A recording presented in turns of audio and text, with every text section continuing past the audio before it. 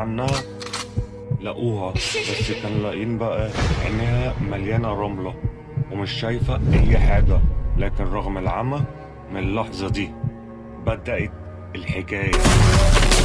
أول نبوءة ليها، أول قصة رعب بدأت بعد شوية بشهور كده من العاصفة اللي حصلت. بانجا بدأت تقول للناس تفاصيل حياتهم من غير ما يعرفوها. تخيل تقول اسم حد ده هيموت وتلاقي مات، تقول تاريخ ومكان الناس اللي هيموتوا وبتفاصيله.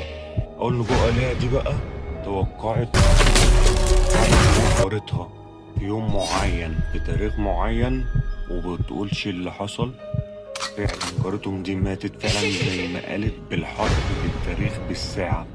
من هنا محدش قدر يمنع سيل البشر عليها. من كل حتة ابتدوا يقولها ليه؟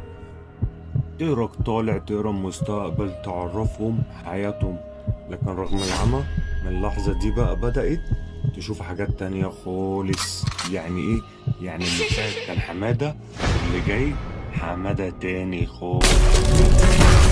الشهرة بقى اللي خدتها لعالم تاني في عز الحرب العالمية. ضباط وسياسيين ومحققين يروحوا لها مخصوص يسألوها هي الحرب دي هتنتهي امتى؟ مين هيكسب؟ مين هيخسر؟ مين هيموت؟ وكان الغريب إن كلامها كان بيحصل بالظبط. الصحافة سموها الست اللي شايفة أكتر من المبصرين. النبوءة ابتدت تكبر والعالم